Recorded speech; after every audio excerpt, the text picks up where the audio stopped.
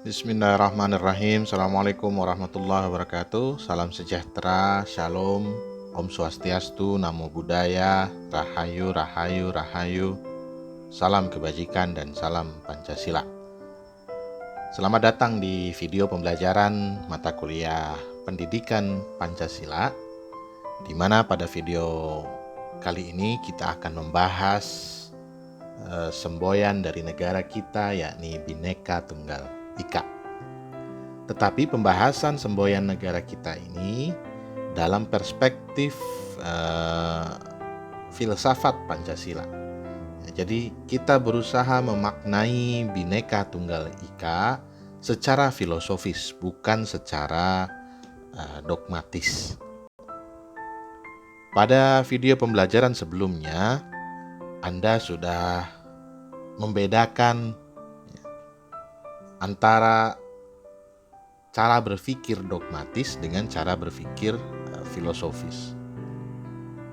Dimana kalau cara berpikir dogmatis itu adalah cara berpikir yang dangkal. Berbeda dengan cara berpikir filsafat atau filosofis, itu adalah cara berpikir yang mendalam, kritis, mendalam, rasional, radikal. Radikal itu mengakar. Itu adalah perbedaan di antara cara berpikir dogmatis dengan cara berpikir filosofis atau filsafat. Contohnya, ketika kita berusaha memahami Tuhan secara dogmatis, maka kita memahami Tuhan sebagai sesuatu yang wajib kita sembah, sesuatu yang harus kita sembah, sesuatu yang perintahnya harus kita ikuti dan larangannya harus kita jauhi. Itu adalah cara pandang kita terhadap Tuhan secara dogmatis. Berbeda dengan cara pandang kita terhadap Tuhan secara filosofis. Kita akan berusaha menggali lebih dalam lagi mengenai Tuhan. Apakah Tuhan itu ada? Kalau Tuhan itu ada, maka di mana Tuhan itu? Lalu bagaimana? Apakah Tuhan punya bentuk sama seperti kita? Lalu bagaimana bentuk Tuhan itu? Itu adalah cara pandang kita tentang Tuhan secara filosofis. Begitu juga dengan Bhinneka Tunggal Ika. Bhinneka Tunggal Ika bisa kita maknai secara dogmatis dan juga bisa kita maknai secara filosofis. Jika kita memaknai Bhinneka Tunggal Ika secara dogmatis, maka yang seperti yang selama ini kita pahami, ketika ditanya oleh guru misalnya, apa yang dimaksud dengan Bhinneka Tunggal Ika? Bhinneka Tunggal Ika itu artinya adalah berbeda-beda tetapi satu jua. Apa maksud berbeda-beda tetapi satu jua? Bahwa maksudnya bahwa realitas kehidupan di Indonesia ini itu sangat beragam. Multi bahasa, multi etnis, multi agama, multi suku. Tetapi meskipun berbeda-beda, tetapi bisa rukun, hidup bersama dalam satu negara, yakni Negara Kesatuan Republik Indonesia. Itu adalah pemaknaan kita terhadap Bhinneka Tunggal Ika yang secara dogmatis. Berbeda-beda tetapi satu jua. Bahwa kita ini berbeda tetapi kita bersatu di dalam satu negara, yakni Negara Kesatuan Republik Indonesia. Berbeda kalau kita berusaha memahami Bhinneka Tunggal Ika dalam perspektif filosofis. Kita berusaha menggali lebih dalam lagi asal dari kata Bhinneka Tunggal Ika. Bahwa kata Bhinneka Tunggal Ika itu sebetulnya adalah sumpah dari Patih Gajah Mada. itu adalah moto dari Patih Gajah Mada yang terdapat di dalam Kakawin Sutasoma karya Empu Tantular, bahwa Bhinneka Tunggal Ika itu sebetulnya adalah bagian kalimat, satu kalimat yang merupakan bagian dari keseluruhan moto Patih Gajah Mada. Dalam kitab itu kira-kira begini bunyinya: Rwaneka Datu Winuwus Swara Buddha Wiswa, dan lain sebagainya, sampai pada Bhinneka Tunggal Ika Tanhana Dharma Mangrua. Apa arti dari moto Patih Gajah Mada ini? Artinya bahwa konon dikatakan bahwa wujud Buddha dan Siwa itu berbeda. Buddha itu menggambarkan agama Buddha, Siwa itu adalah gambaran dari agama Hindu. Memang mereka berbeda, tetapi bagaimana kita bisa mengenali perbedaannya dalam selintas pandang? Karena kebenaran yang diajarkan Buddha dan Siwa itu sesungguhnya satu jua. Mereka memang berbeda, tetapi hakikatnya sama. Karena tidak ada kebenaran yang mendua, itulah yang kemudian mereka berbeda-beda, tetapi hakikatnya sama. Bhinneka Tunggal Ika Tanhana Dharma Mangrua, karena tidak ada kebenaran yang mendua.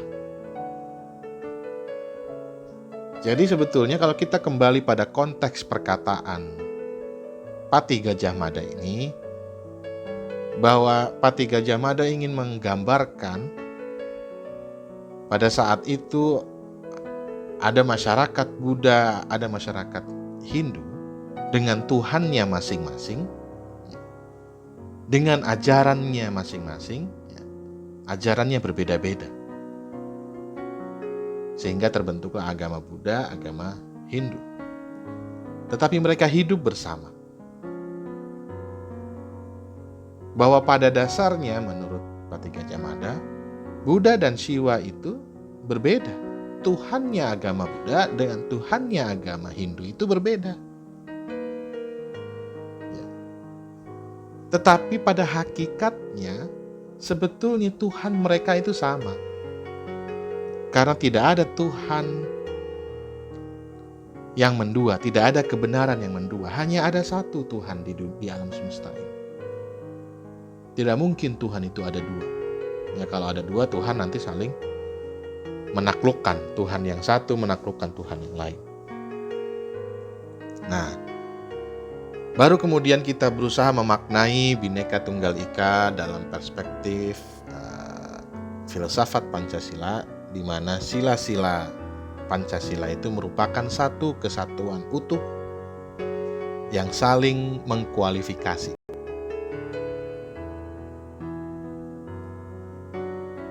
Bahwa dalam perspektif sila ketuhanan yang Maha Esa, merujuk pada perkataan dari Patih Gajah Mada tadi, bahwa manusia itu memeluk agama yang berbeda-beda. Mereka memiliki pandangan sendiri-sendiri mengenai Tuhan mereka. Tuhannya orang Islam, Tuhannya orang Kristen, Tuhannya orang Buddha, Tuhannya orang Hindu. Berbeda-beda pandangan mereka terhadap Tuhan. Tetapi tidak lantas kemudian kita menganggap bahwa Tuhan itu benar jumlahnya banyak. Bahwa pada hakikatnya Tuhan itu sebetulnya esa. Tuhan itu tunggal, satu. Bahwa memang manusia berbeda-beda dalam memandang Tuhan mereka. Bahkan berbeda-beda cara mereka menyembah Tuhannya. Tetapi pada hakikatnya bahwa Tuhan yang menciptakan orang Islam, Tuhan yang menciptakan orang Kristen, Tuhan yang menciptakan orang Buddha, Tuhan yang menciptakan orang Hindu itu sebetulnya satu Tuhan. Hanya ada satu Tuhan.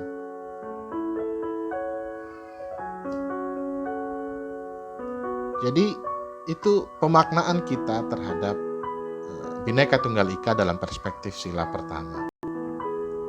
Lalu dalam perspektif sila kedua, bahwa Tuhan adalah sebab dari segala keberadaan yang ada di alam semesta ini. Termasuk di dalamnya adalah manusia. Manusia ada karena diciptakan oleh Tuhan. Tetapi ketika kita melihat bahwa manusia yang kita lihat pada hari ini di alam semesta ini, itu adalah manusia yang berbeda-beda. Berbeda warna kulit, berbeda bentuk rambut, berbeda ras, berbeda suku, berbeda bahasa, berbeda agama. Tidak usah kita bicara soal manusia dalam dunia sedunia. Manusia di bangsa Indonesia sendiri itu saja sudah berbeda-beda. Artinya apa? Bahwa kembali kepada sila pertama, bahwa Tuhan yang menciptakan orang Kristen, Tuhan yang menciptakan orang Islam, itu adalah Tuhan yang sama. Oleh sebab itu kita bisa menyimpulkan bahwa sebetulnya Tuhan berkehendak, Tuhan menghendaki kita berbeda-beda. Tuhan menghendaki seseorang lahir di keluarga Kristen. Tuhan menghendaki seseorang lahir di keluarga Islam. Tuhan menghendaki seseorang lahir di keluarga Buddha. Jadi bahwa pada hakikatnya manusia itu berbeda-beda. Tetapi sebetulnya manusia yang berbeda-beda itu sebetulnya satu ciptaan dari Tuhan yang sama. Dan semua manusia berusaha membaktikan dirinya kepada Tuhan mereka dengan cara yang berbeda-beda. Itu adalah pemaknaan kita terhadap Bhinneka Tunggal Ika dalam perspektif sila kedua yang berhubungan dengan sila pertama. Selanjutnya dalam perspektif sila ketiga, bahwa bangsa Indonesia itu sebetulnya merupakan gambaran atas segala bentuk perbedaan yang terikat dalam satu keutuhan atau ketunggalan. Bahwa bangsa Indonesia itu adalah cerminan dari kebersatuannya entitas-entitas yang berbeda-beda. Bangsa Indonesia juga bisa dimaknai sebagai wujud yang satu, namun terdapat keberagaman isi. Bangsa Indonesia itu satu, tetapi isinya atau di dalamnya memuat keberagaman. Dari sinilah negara Indonesia berdiri sebagai persekutuan hidup bersama yang anggota-anggotanya adalah manusia-manusia yang berbeda-beda. Berbeda suku, berbeda agama, berbeda bahasa, tetapi memiliki satu kehendak yang sama, yakni kehendak bersatu. Tidak bisa kita pungkiri bahwa terbentuknya negara Indonesia ini adalah karena adanya kehendak di antara bangsa Indonesia pada saat itu. Sebelum Indonesia merdeka, bangsa kita berkehendak, memiliki kehendak yang sama untuk bersatu dalam satu negara, yakni negara Indonesia. Lalu dalam perspektif sila keempat, bahwa dengan terbentuknya negara Indonesia tadi, persatuan Indonesia, kita sudah menjadi satu bangsa, manusia-manusia yang berbeda-beda ini bersatu dalam satu bangsa, bersatu dalam satu negara. Maka dengan terbentuknya negara Indonesia, maka muncullah entitas baru yang dinamakan dengan rakyat Indonesia. Rakyat adalah salah satu unsur dari keberadaan negara. Di samping adanya pemerintahan, di samping adanya pengakuan dari negara lain, bahwa rakyat adalah unsur dari suatu negara. Rakyat merupakan totalitas individu-individu dalam negara yang bersatu. ya, totalitas individu, keseluruhan individu. Tanpa kehendak bersama dari rakyat, maka negara tidak akan mungkin ada. Jika bangsa Indonesia pada saat itu, jika rakyat Indonesia pada saat itu tidak mau bersatu, tidak mau punya kehendak yang sama, atau rakyat kita saat ini, rakyat Indonesia saat ini tidak memiliki kehendak yang sama untuk bersatu, maka negara itu mungkin bisa bubar. Pada masa dulu, ketika bangsa Indonesia tidak mau bersatu, maka tidak akan mungkin tercipta negara Indonesia.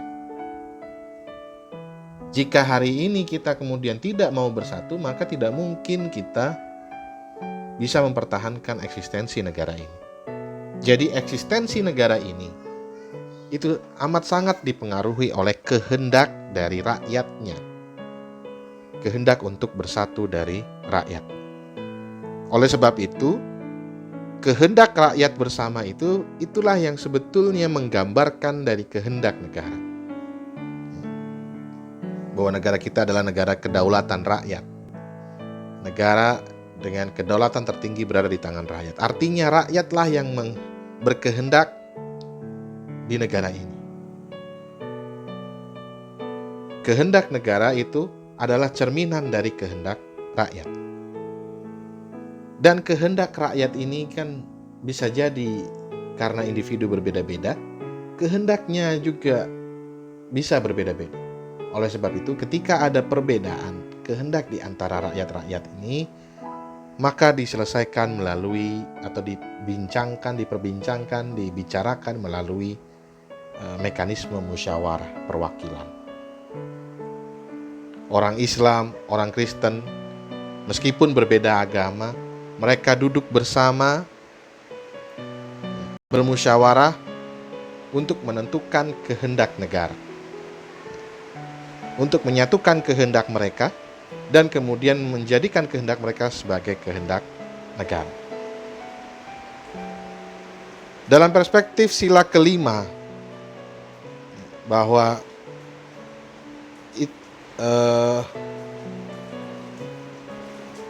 perbedaan kita dan kemudian meskipun berbeda-beda tetapi kita bersatu dalam satu negara, di mana gambaran kehendak negara itu adalah gambaran dari kehendak warga negaranya atau rakyatnya, di mana kehendak negara itu tercipta melalui mekanisme musyawarah mufakat, musyawarah perwakilan, dan itu semua dilakukan untuk semata-mata demi tujuan kita bersama, yakni kehidupan yang adil, makmur, dan sejahtera. Itu adalah gambaran dari sila kelima. Keadilan sosial bagi seluruh rakyat Indonesia.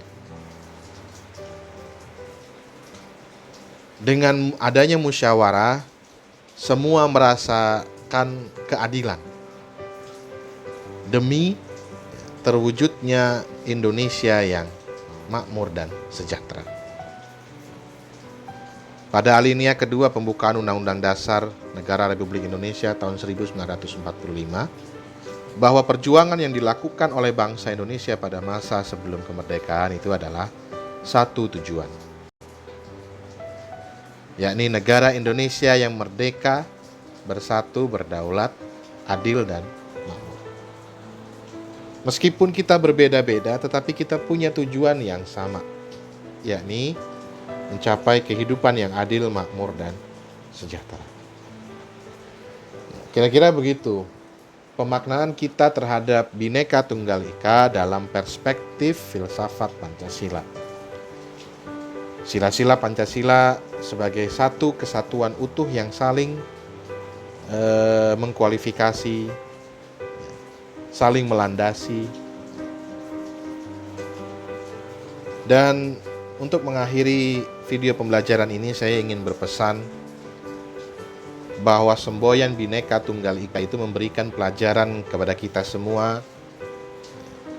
agar kita bisa menghayati diri kita sebagai suatu bangsa yang satu tanah air, yang satu bahasa, yang satu tujuan, yakni terciptanya masyarakat adil dan makmur. Berdasarkan Pancasila sebagai satu-satunya asas, dasar dan pedoman utama ideologi dalam kehidupan berbangsa dan bernegara.